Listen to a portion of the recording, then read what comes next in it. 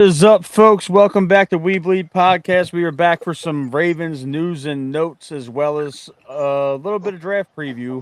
Daniel Wilcox and Matt Trigger here. Last week, Daniel, we ranked our top five free agent signings in team history. Had a little bit of banter back and forth that got some good traction on the socials.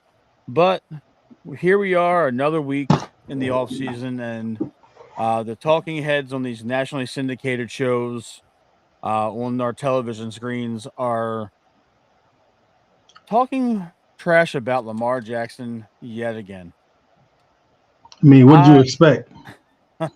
I honestly, it's a very slow news day.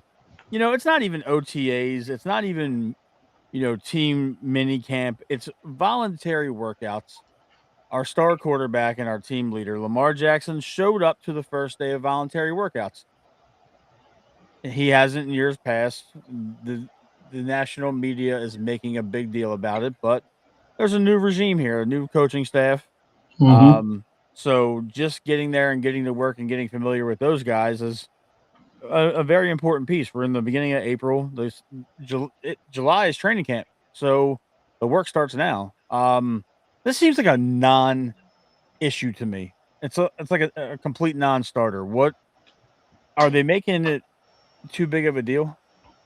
I think so, definitely, Matt. This is one of those situations where everybody want to have something to say, and right now, I mean, what's greater to talk about than the hottest quarterback in the NFL? I hate the fact that people are going to continuously hate on this guy for no matter what he does. If he didn't show up, they was going to hate. He did show up, and they still hate him. So it's too many. It's too many reporters and too many people with opinions nowadays. Like I wish it was smaller. I wish it was a smaller group of people, and I wish it was people that actually cared. That people have lives, and instead of talking about people so much and trying to dissect what they're thinking without even having a conversation with them. Nobody knows what Lamar Jackson is thinking but himself, and it's hard to sit back and say damned if you do, damned if you don't. I'm extremely ecstatic that Lamar showed up because I know how important timing and chemistry is for a team. And it's hard to get timing and chemistry without your starting quarterback. And that's a huge part of leadership. I tell my sons right now, if you want to be a leader, you got to be the first one there, the last one to leave. You lead by example. A lot of times you don't have to be a vocal leader to show people that you're demanding of leadership. And leadership is required from you. So I love the fact that Lamar decided to show up. He could have spent the offseason back home training with his trainer. I think the greats have done it in the past, like the Tom Brady's and Peyton Manning's. They've stayed and they've been there early, got the camp early in order to be able to work out off-season conditioning, OTAs, mini camps, the whole 9 yards, because they know how important it is. In today's day and age, the way that the collective bargaining agreement have transformed practices where you don't have 2 days anymore and you can't have them out on the field too long anymore. Coaches are not able to steal practices. So this is the way that you steal it. This is the way that you build up those reps and repetition going into the season so that when the first game comes around, you've already had your preseason games. You've already had your well-oiled machine. You're ready to play. It's like we've been saying for the last 3 or 4 years, Matt. Every time we start the season off, these guys haven't played all summer, haven't played since last year. They didn't play the preseason games. So those first 4 or 5 games have become their preseason games. Now, by bringing Lamar in this early, guess what? Everybody freaking shows up. When the quarterback comes, everybody start biting their nail like, damn, it's Lamar there. I got to get my ass there. So that Right. means everybody comes. When he don't come, then your star on defense don't come. And then when those two don't come, then a couple other guys on defense and offense don't come. And then next thing you know it, you're kind of functioning off half your team for most of the year. Yeah, I wanted to ask because it's been making its rounds on national TV and now it's in the local TV.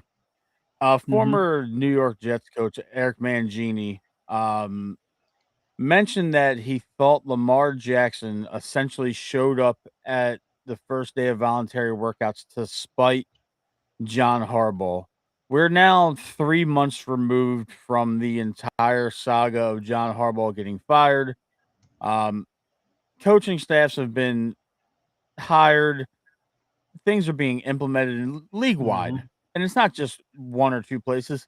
It's essentially a new league year. We've signed free agents. We've been in the trade market. what does John Harbaugh have to do with Lamar Jackson showing up to Ravens minicamp or voluntary workouts? He's the head coach of the New York Giants. This That's the to dumbest me, thing I've heard.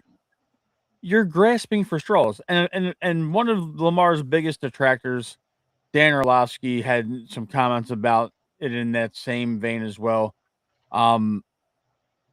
I don't understand what the fascination is with Lamar Jackson showing up. You alluded to it. He's the team leader. So if he shows up, everybody else damn well better show up. It's not a foregone conclusion. You have to Hmm. work on everything. What the coaches expect out of you just for something as simple as workouts. What Yeah, Harbaugh's not going to run workouts the way Minter's going to run workouts. You yeah. know, That's the all that's the these. dumbest that's the dumbest thing I've heard, Matt. Go ahead, finish. I'm sorry. No, you're cool. You're cool.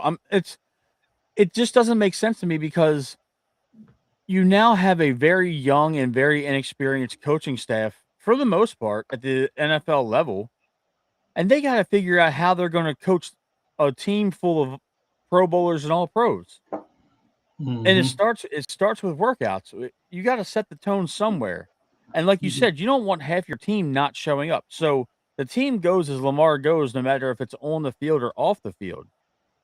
He's he's showed that he is the team leader yet again. He's done it a million times over. He showed up in shorts and a Ravens t-shirt and was working out. What more can you want? The entire Derrick Henry was there. Zay was there. Nobody was a no-show. So you got everybody buying into the new program immediately, and the national media wants to make a story out of it. They have nothing else to talk about, Matt. When you have nothing else to talk about, you talk about anything. And I almost think it's a part of production to stir the pot, right? Like you have to stir the pot to start some sort of argument, have somebody say something dumb and stupid. Yeah, Lamar's only there because he hates Harbaugh. And then somebody else looks at him like, what? And then that starts a whole conversation. And then that gets us to talk about it, right?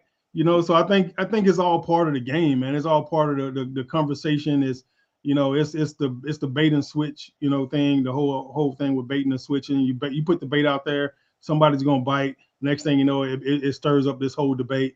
But I'm tired of people dragging Lamar Jackson's name through the mud. I think he's a phenomenal quarterback. I think he's a phenomenal human being. It's the same thing what happened with Shedeur Sanders last year. You had all that hatred going towards that kid. Kid ain't did nothing wrong to anybody. All he's done has been an outstanding citizen, and he's been a great football player on the field and off the field. And Lamar Jackson is a prime example of that too. He's been a great football player on and off the field. Got a chance to do a little acting last year, and all that type of stuff. I love that, man. I love that he's taking opportunities to make some money off the field and do some other things off the field to put himself in a position when he's done with this game to do some great things. So I love that from him. I hate the fact that he's going to continuously get hate because he's so talented and he's not the traditional quarterback of what most people like to see. Like the one lady said, she like her quarterbacky, whatever the hell that shit means. I don't know what it means either. I Yeah, mean, it's just reading between the lines, we know what it means. right, You right, know, exactly, man. he's not a 6'5" white statue. You Exactly, know that's what it is. I'm right. not gonna.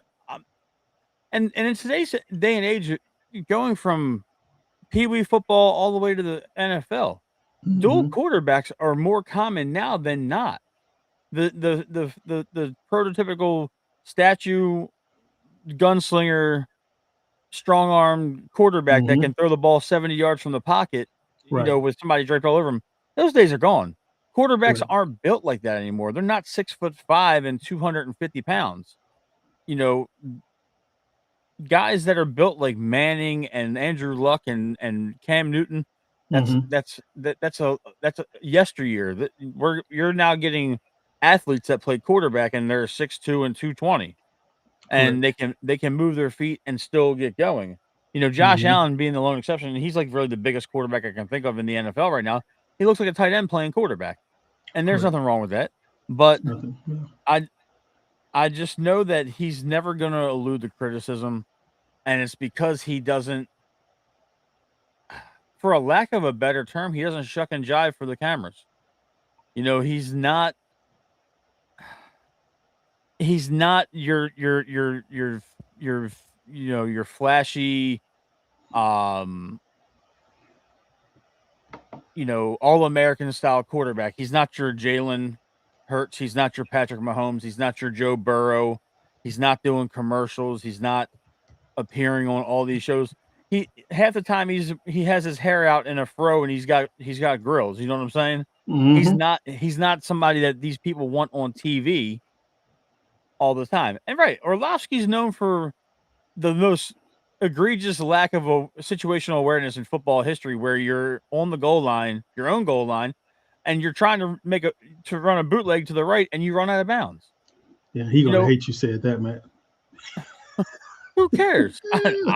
I don't. Right, You know, right. it's Then why you got to bring that up? Why you keep bringing up old shit? right. Um, That's what he's known it's for. interesting. I want to talk about a couple of things that are in the Ravens orbit, but not necessarily the Ravens team. We're now just about 3 weeks removed from the Max Crosby deal falling through. Yeah, And every day that passes, to me, proves Eric Picasso to be right more and more. why And you say I'm that? not, because 30 other teams had the opportunity to trade for him and nobody has. Nobody. Yeah, The Dallas Cowboys, who were once thought to be the favorites to land Max Crosby, traded for Rashawn Gary from the Green Bay Packers correct. instead of Max Crosby, a guy who's older, a guy who's more banged up. Um, no other team has attempted to even lowball offer them, at least publicly, to acquire the services of Max Crosby. So my thought is that the league essentially believes what the Ravens doctors and the independent doctors found, and that where there's smoke, there's fire, which leads me into the next major player that is now available via trade. The New York Giants defensive tackle Dexter Lawrence requested a trade and has said he's not showing up to any workouts, any OTAs. They've tried for the last 3 years to get a new deal done. They haven't gotten anything done. Dexter Lawrence is probably one of the best defensive tackles, if not the best defensive tackle Yeah. in the NFL. And I'm gonna pull up, I'm pulling up his stats right now. Mm-hmm. 28 years old. He is 6'4", 345 pounds. He's a big dude. 2-time All-Pro, 3-time Pro Bowler. Was a 2-time college national champion at Clemson. His professional stats so far in his career, he came into the league in 2019.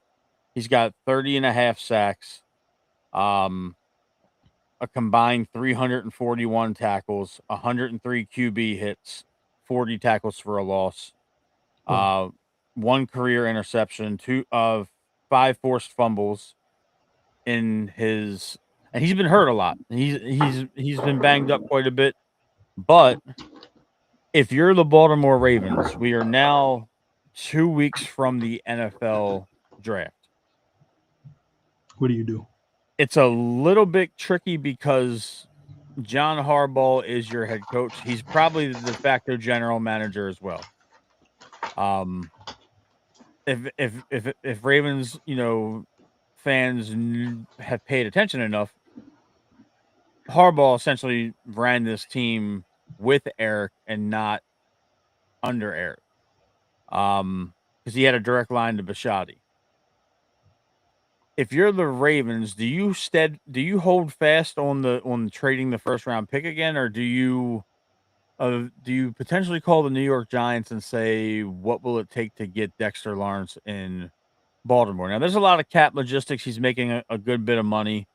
Eric would have to do some shuffling around, but maybe he could include Rashad Bateman or a Marlon Humphrey in the trade to kind of offset some money. Not 100% sure how that would work, but Mm-hmm. if you're Eric DeCosta and you had to make a decision, are you inquiring about Dexter Lawrence? Are you holding steady and taking that 14th overall pick and getting the best interior offensive or defensive lineman available in the draft? If it's me, I'm holding on to the picks. Okay. I'm not letting go of the picks. I think by getting Trey Hendrickson, that puts you in a really good situation. And you still have a bunch of the guys that you had last season. And if you get Madubuike back, then that still locks in your D line to look like a pretty freaking good D lineman. Yeah. D line tandem, or duo, or trio, or quadro. I don't know. It is what it is. But if it's me, if I'm Eric, I'm holding on to both of those picks, and I'm looking for the best thing smoking coming out of the draft. And it's never let me down. And you still got the trade deadline to make decisions throughout the season and stuff like that. And you still got the rest of the offseason to sign free agents. There's still guys out there that you can snag and get. And you can definitely, if you wanted to trade some guys, you could. But to me personally, I think once I got Trey Hendrickson, there's nothing else that I need on this team that I'm willing to give up a first round pick for. I think he can get O lineman, he can get D lineman in the draft as well. That's fair. And it's honestly, I'm not shocked that you mentioned it, because when you think about it, the team took a swing and things happened, with the Crosby trade. And who knows if the Giants would accept 2 first-round picks, or if they would want more, if they would want less. I honestly think that if somehow Eric can manage to not have to part with that 14th overall pick, I would entertain that just a little bit more. Yeah. But I truly believe the Ravens should target the best interior lineman one way or the other. Madubuike is a question mark still, and you can't pass up on the best defensive tackle available if you don't, because right now they're not going to know if Madubuike is ready to go until July. Right. Let's just call it how we see it. And he hasn't played a meaningful snap of football since last September. So you Correct. really don't know what kind of in-game shape he's going to be in when he gets to training camp. He's going to have a lot of rust to knock off. You said it before on the show millions of times now, Wilcox, that missing a couple games and a couple weeks of practice, you feel like you're playing catch up for 3-4 games after that. I can only imagine what essentially an entire season feels like, and then having to learn a new system on top of that. Yeah, So, I'm not sure how much training or therapy that he's had too while he's been gone either, Matt. That's the thing that you got to constitute. If he's been training like a freaking demon ever since he started to get healthy, rehabbing and stuff like that, you definitely had to sit out for a while with the type of injury he had. And then once he started to heal, he had to start rehab at some point. And you needed to know when it changed from rehab to actual training. That's what you need to know, because that's going to depict whether or not he's going to be ready to go in July or not. Yeah. So what do you prioritize more in the first round of the draft? Because the Ravens have 11 draft picks this year. They have a lot to choose from. They have a lot of holes to fill, though, because they've lost A lot. a dozen talented starters and fringe starters / contributors. They've signed a few guys to replace some of them, but we don't know how they're going to pan out, especially with the new team, with the new head coaches. I'm sorry, but if you have to prioritize one of the in order 1 through 3, are you going interior O line, interior D line, or edge rusher? I believe 100% that going interior O line is important, because you got a quarterback like Lamar. So that's what I would head to first. You have to. I think you got to give your coaches a chance to coach. You brought coaches in, I think, that are going to be phenomenal coaches. With Weaver and Mentor and all these guys that you brought in on the staff. I'm kind of excited to see what we're going to look like next year, and I think it's going to take some people by storm. I think we're going to have a new attitude. I think there's going to. I've been telling you all the last couple of years, like, we're missing the way we play defense. So I think that's coming back. We're always looking to punch the ball out, script the ball, get turnovers. And when we get those turnovers, everybody turns into a blocker immediately, and we're trying to score. You know, our Right. defense has to score points. This defense has always scored points for this organization. So it's just kind of weird to be on a defense that doesn't score points. You know, we score one or two touchdowns a year has never been our goal. You know, hell, we won games that 2000 season. We won games alone just off defense scoring. You know, so it needs to me, it needs to be, you got to let your coaches coach. I think I would go interior line because I think you got to protect Lamar. You've already seen what that looked like for multiple years in a row. Like, I don't think we need to go back to not being able to protect Lamar. Plus, you got a running back like Derrick Henry, and he's, you know, every year you are wasting him every single year. Yep. So when you got a guy that dynamic, and now he's 3 years older than what he was when he got here, you know, to me, you have to let him go out on a high note. You feed the beast. You give him the rock. If he's able to carry it this year, like he was 2 years ago, you feed him. You give him an opportunity to run the ball and let him show you that he can't. You know, when he show you that he can't, then you can move into another direction and not run it so much with him, and maybe, you know, use him sparingly or whatever. But he has to show me that he's done before I tap out on him. I'm gonna let him know when I'm coming in as an OC that, hey, I'm gonna ride you to keep people off my quarterback and to keep people honest with my quarterback. I'm gonna give you the ball as much as possible, because if I feed you, people got to attack you, and once they attack you, we could put it with Lamar and he takes off with it, and then nobody wants to see that. And I think that's the magic of what we have here, dynamic wise, quarterback running back ratio. And then the O line is such an important, vital part of that. You know, Ronnie Stanley is always injured, always hurt.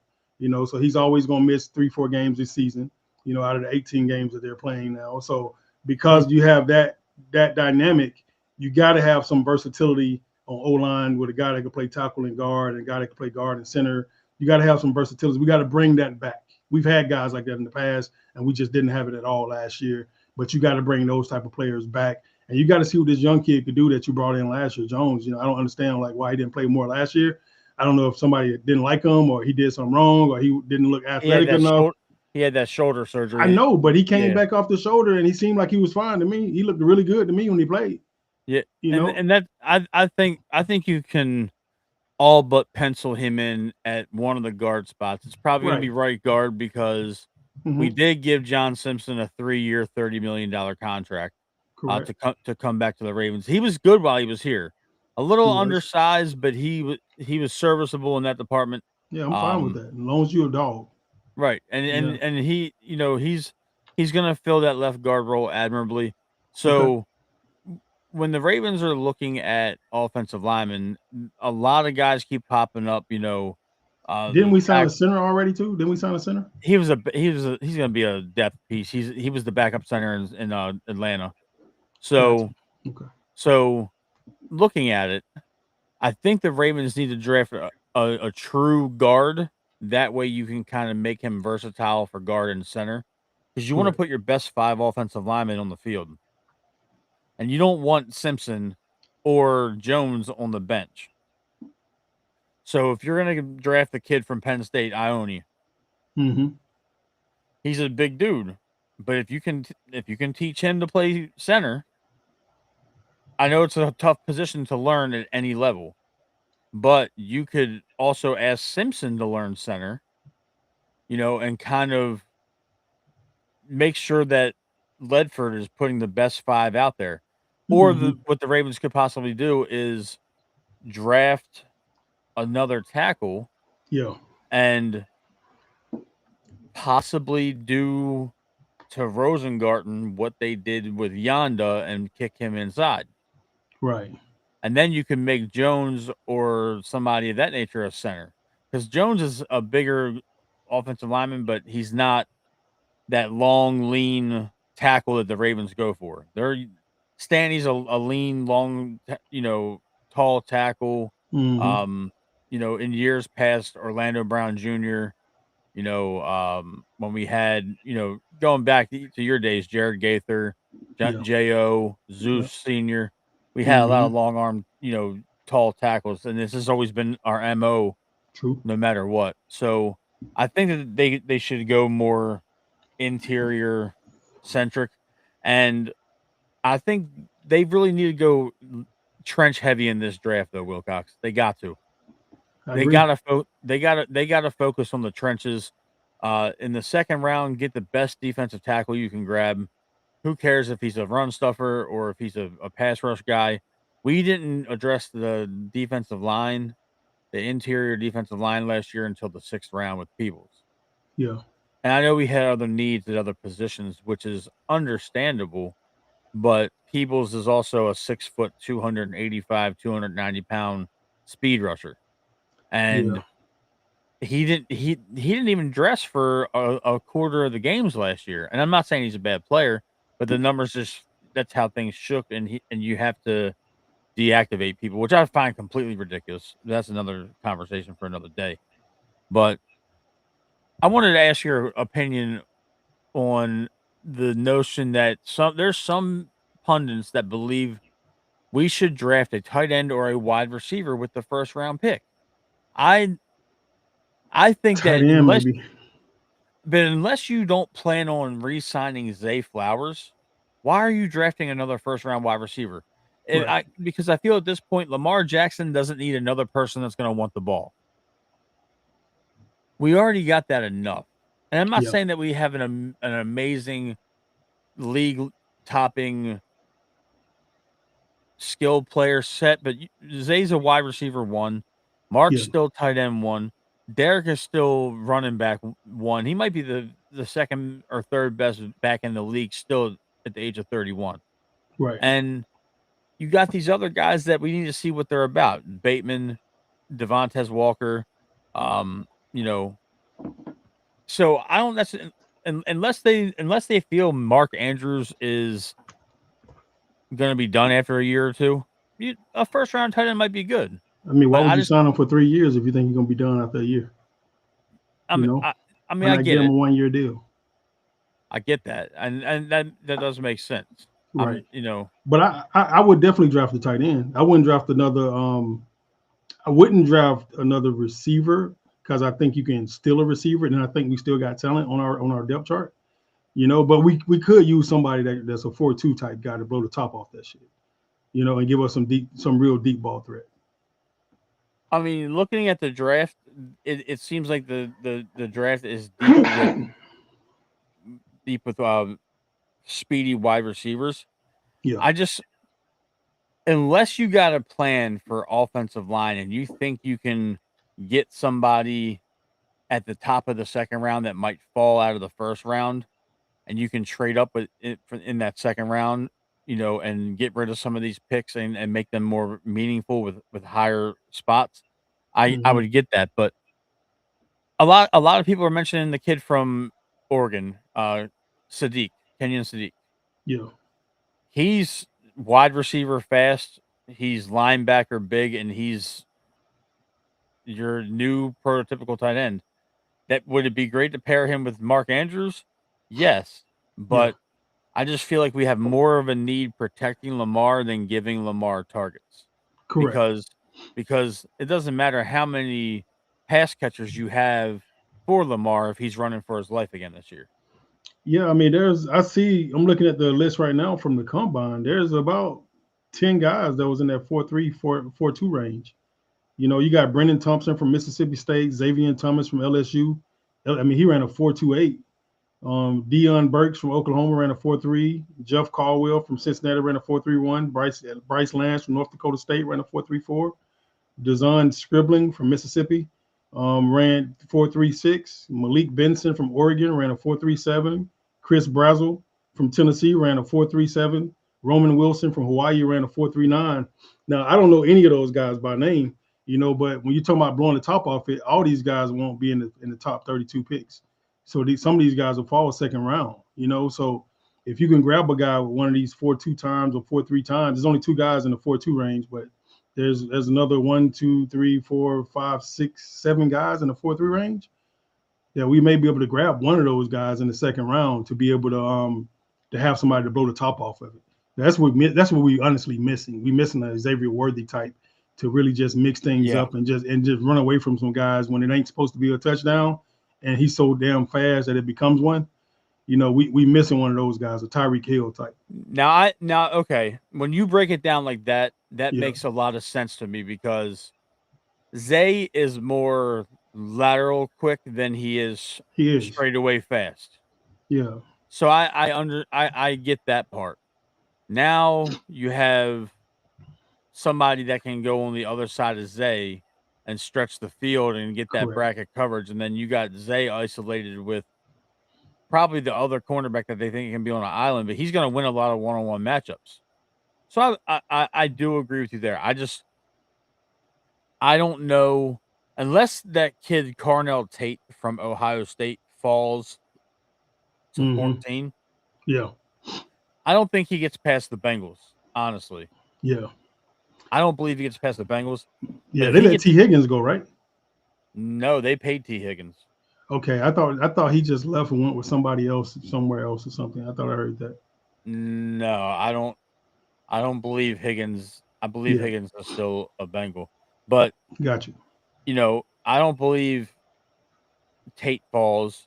Um, Jordan Tyson from Arizona State, he's another really good wide receiver, but he's not that burner that you were talking because he wasn't on the list of people you were talking about. He's Yeah. like a 4.4, 4.5 guy. And I'm saying this is somebody that, almost tore my hamstring off the bone trying to run a 5.2 when I was at the peak physical fitness of my life. So He was hauling ass, Matt. He was yes, I hauling ass, was. baby. I think my thing, Matt, is that what we're missing right now is sure-handedness too. Like you got to think about how many games we lost to the Steelers when everybody was dropping balls after balls after balls. So we need some guys, honestly, man, that are just going to catch every freaking thing.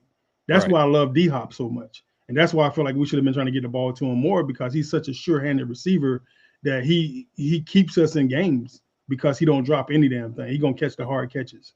Yeah. Um, I I would love a short-handed guy like a Bolden or a Steve Yeah, Smith kind of guy. right. And our guy Trippy in the comments. I don't think Tate falls out of the top 10, so I don't think the Bengals have to worry about getting him.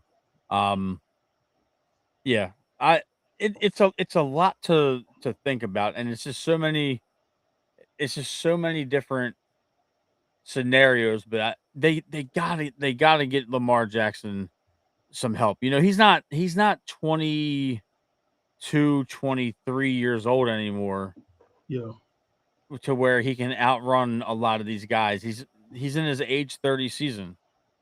Uh Trippy is right. Bateman is always good for a drop against the Pittsburgh Steelers. Not yeah. hating on him. Always It's just good for a drop. Period. yeah.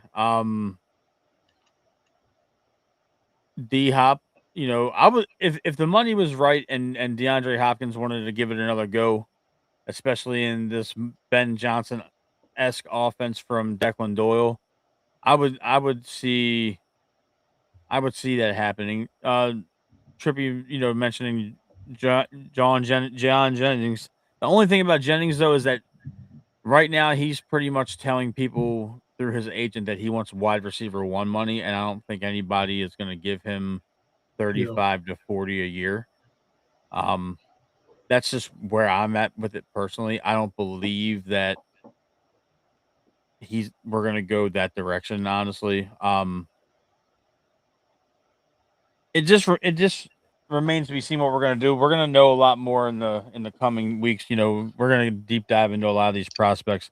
The kid from Penn State, just kind of foreshadowing on our next show when we get start to look at these prospects a little bit more heavily. yeah. The kid from Penn State is What position? What position? he's a guard. I'm gonna pull up.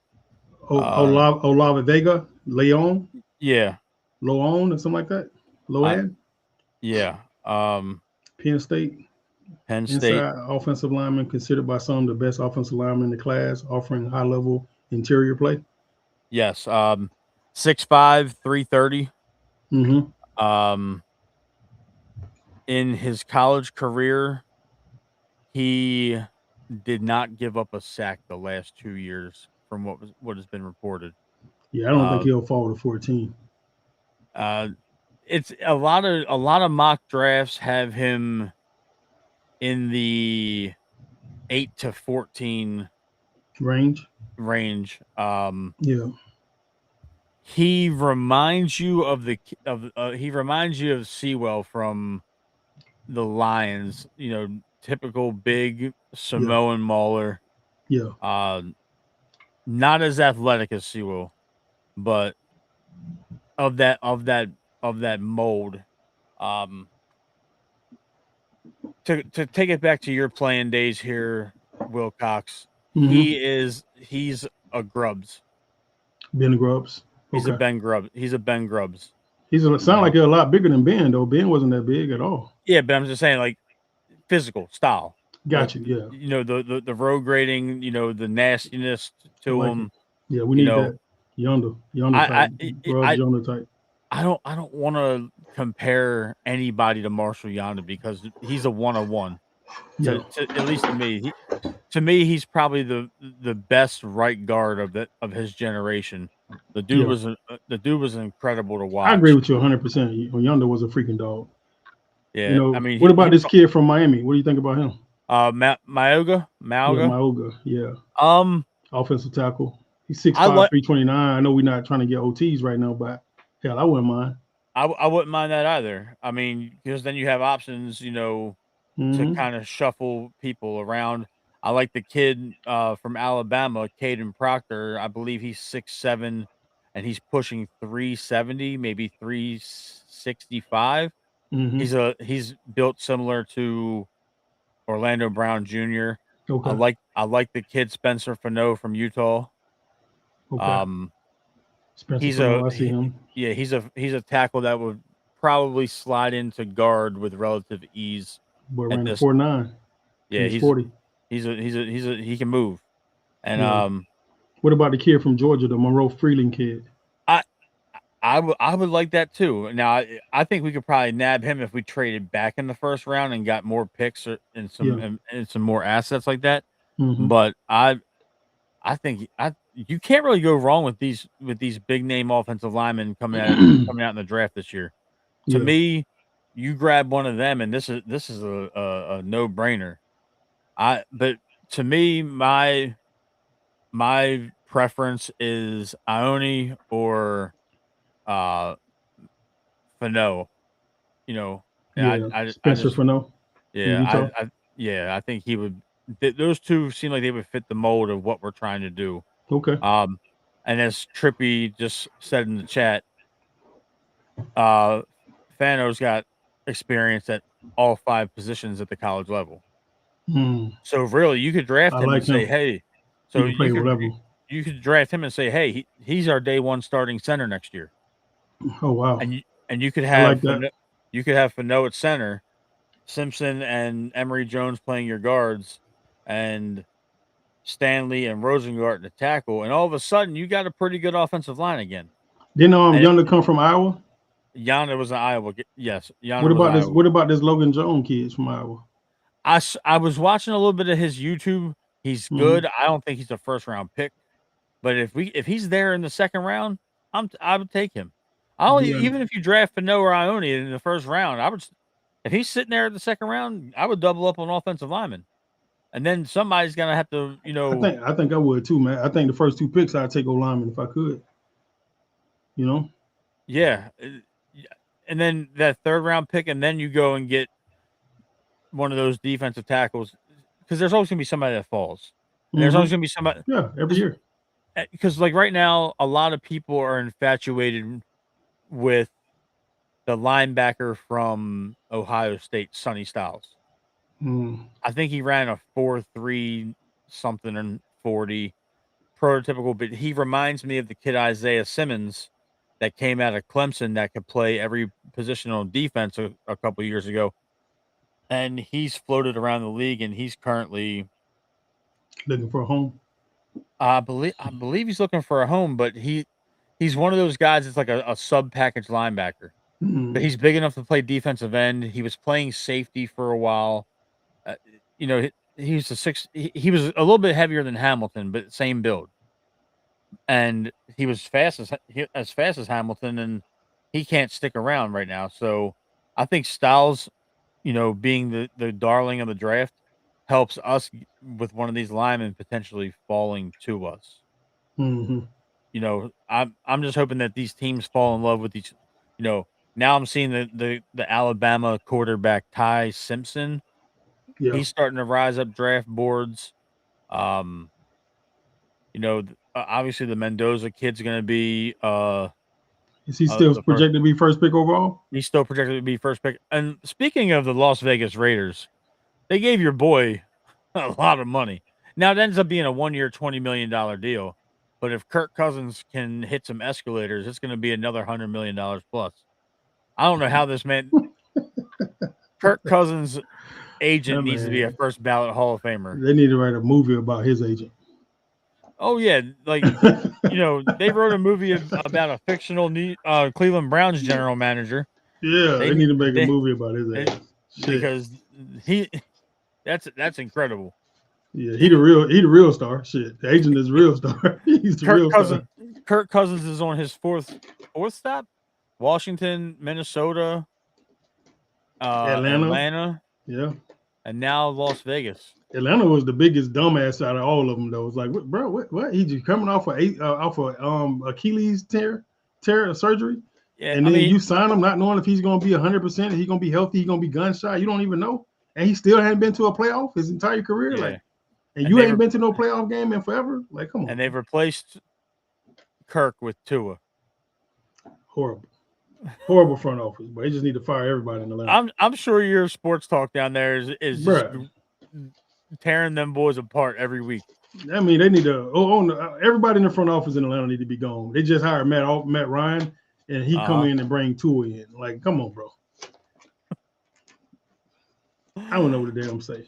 Oh man, that's the first move you make. Bring Tua in. Like they need to make some serious changes in Atlanta. Cleveland was the laughing stock, but Atlanta is competing hard to try to take that number one spot from Cleveland. Yeah, Trippy's right. Not only his kids, his grandkids are set for life. I think he's coming up on $500 million in contracts. $500 million. Yep, $500 million in contract, over $500 million. Yeah, $500 million in the NFL. He never been to a playoff trip. Never won a playoff game. Put it like that. He's never won a playoff game. Never won. Yeah, never won a playoff game. So he might have been to one, but he never won one. Yeah, and just think that he essentially unseated RG3 when RG3 was the darling of the NFL coming out of college. Not the darling. Yeah. That's funny. $500 million is crazy. I don't get how a guy who's never won anything of significance has made that much money. I think he's the prototypical quarterback. When people think about what a quarterback looks like, it looks like Kirk Cousins, like his pictures in the dictionary. Handsome white guy, scruffy beard, right height, right weight, could throw it, could sling it all over the field. He's the prototypical quarterback. When old girl was talking about she liked her quarterbacky, she was talking about Kirk Cousins. So I asked Google how much Kirk Cousins would have made. At the end of his 2026 season this coming year, he'll have earned $342 million, second most in the NFL history behind Matt Stafford. He's surpassed Tom Brady with this new contract for quarterback earnings. Yeah. Tom Brady is a genius, though, because he made all his money outside of football. Oh, yeah. And he's done it secretly. He's done it so secretly. Like, you don't even know what the hell he got going on. Like, I'm sure that TB12 line is doing extremely well, too. So, and then he turned around and got another 100 and some million to do sports broadcasting. Oh yeah, he's gotten paid, and Cousins is going to go right into broadcasting when he's done. He's 100%. He's what they want to see. Yeah, he's exactly what they want to see because CBS is going to need somebody to replace Matt Ryan. Matt Ryan is left. You're right. He's back with the Falcons. Yeah, he is. But I'm happy that I feel like football season is back already. These guys are in the building. They're working out. To give our listeners a little bit of insight to what we hear voluntary workouts and most people think, oh, calisthenics, a little bit of weightlifting. what are some of the functional drills that they have you do during these workouts to kind of get your body back in motion for the next season?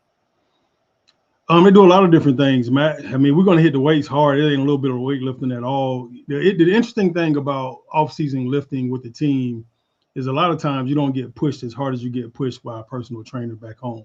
Hmm. Like those guys are, they pay really well to be strength coaches in the NFL, and they don't want to hurt you. They don't want to get anybody hurt. So in the mindset of doing that, they're going to do a bunch of functional moving things. Things to make sure that you're stretched really well and you're flexible, because flexibility is so important in this league. That's what prevents you from getting hurt. They're going to make sure you're hydrated like crazy. They're going to always be working on your body fat percentage, and they're going to always be working on your calorie intake, and they're going to be working on you staying hydrated so that you don't cramp up and pull things and stuff like that while you're training. They're going to run hard. You're going to run hard because they want to get you in the best shape they can get you in. And then they also want to prove to the head coach that whatever they sign them for, they're getting their money's worth. But they're going to be extremely careful not to get anybody hurt. So, I mean, I remember doing like Bosu ball, a bunch of Bosu ball stuff, which is like a lot of balance work, a lot of core strength stuff, a lot of core balance work, almost like Pilates-ish type stuff, where we might be on like the big Bosu balls, the round balls, with both knees on the ball, and I'm stabilizing my core because nothing else is like my arms out to the side, and I'm stabilizing my core, my knees are on the ball, and I'm trying to hold the ball steady so the ball doesn't roll left or right, and it's all stabilizing core. We might do a bunch of core things with our feet up on the ball or our elbows on the ball, or stuff like that, and we may be rolling to extend the ball forward, and it's all chest strength, shoulder strength, core strength, to try to make you as strong as possible in the core section, because that's where all your speed comes from, your core. You got to be able to lift your legs up. So a lot of times you see guys that are running slower, their core strength is really, really, really weak. They're not strong enough to lift up the big heavy legs they have. So we go hard in the core area, in the midsection area, and we do a ton of running and cutting and change direction stuff. So your ankles are getting stronger, and you do all the little things to build up your wrists, your fingers, your grip, your ankle strength, all the components of your body. You actually break down every component of your body so that the motion in that stuff is good. Even having flexibility in your wrists, is important. So you do a lot of hang cleans and snatches and pulls. So you work on shoulder flexibility. So if you're getting put in awkward situations, you don't tear up your shoulder, you don't tear up your neck, and all that type of stuff. So there's a lot of things that we do to work on every aspect of our body, work on our neck, do a bunch of neck stuff with weights and stuff like that, working on all different angles with your neck. It's a lot of things to build you up. To make sure your shoulders usually come out there feeling like your shoulders are like this big by the time you finish off-season workouts, because your shoulders is what takes most of the punishment. Yeah. So I know it's difficult to tell professional football players or professional athletes of any sport what to do in their off time and where to spend it, but do the coaches kind of emphasize staying close to the facility once the workouts start, to where instead of going back home to Florida or Georgia Yeah. or going back to Texas, do they kind of like nudge you to stay at your in-season home, so to speak, and kind of stay close to the castle? No. And okay, so they don't micromanage in that fashion. No, they don't. What usually happens, Matt, is they do everything they can to make the facilities the best place you're going to be at, period. Right. You're not going to find a better weight room. You're not going to find better practice fields. You're not going to find a better indoor space. You're not going to find better equipment. You're not going to find better trainers. You're not going to find better, facilities, showers, hot tubs, cold tubs, cryotherapy, anything you need is right here at the facilities. If you need a damn bowling alley, it's right here at the facilities. If you need a game room, it's at the facilities. If you need a pool table, it's here at the facilities. You need to eat, we got a cafeteria. We got everything you need right here, and you can order what you want to order. So they want to do everything they can possibly to mentally kind of mind F you to get you to stay here on your own, so that you never want to leave this place. I didn't even think about that. Yeah, they're not gonna tell you don't go home to your family, because most coaches know you need to get a break and you need to get away from football when you have the opportunity. Because when we're on, we are absolutely on. It's like it's 6 a.m. to 6 p.m. almost every freaking day in some form or fashion. So they know once you're on, and that on period of time is your own most of the year. Like it's like 8-9 months on, 10, 1-2 months off. You know, and the 1-2 months off is not really off.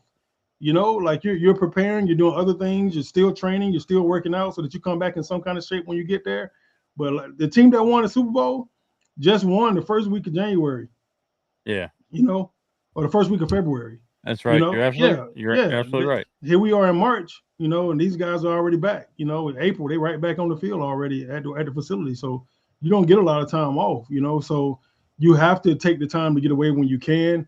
But when you get there, everything you need, baby, is right here.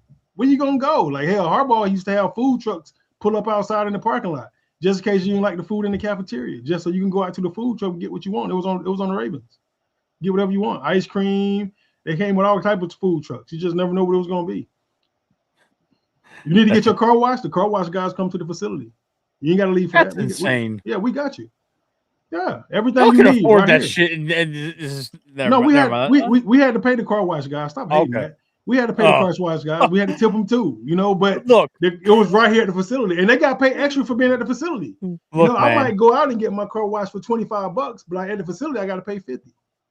You know, it's a convenience fee, right? Oh man, a $25 jump. Matt, oh, remember how you say how old I was? How old I am? That was like 20 years ago, Matt. Now it's haven't made an old joke in like 3 shows. I'm just saying now it's probably like $100. I don't know how much it is now, but now it's probably like $100 car wash when they come to the facilities or more. I don't know. Fair enough. Yeah, I'm just saying that was back then. Now it's different. They get paid a hell of a lot more than we used to get paid. So to wrap up the show, this is I'm anticipating this. I don't know if you saw it. I don't know if I sent it to you. The Ravens announced that next Wednesday or next Thursday they're dropping new uniforms. I love it. For the first time in a long time, the Ravens are gonna have new uniforms. If you had the choice now, what would be the colorway you would want to see the Ravens go with on a more consistent basis? I really like. I know you love the black. I know it's right behind you. Yeah, yeah. I love the black uniforms. I just think it's something gangster about just being dressed in all black. You know, I wouldn't mind seeing like all black with black numbers and like a white outline or something like that, or a silver outline or something. You know, like a metallic silver outline or something. I don't know, like something like that. Like almost a complete blackout. Yeah, complete blackout. Black numbers, black jerseys. You know, white trim or purple trim that's metallic or something like that. And then all black pants with like some, with like a different type of stripe or something on it, you know, that kind of goes along with it, purple or something like that. But I think that would be really, really dope, you know, to just kind of bring some new elements into it.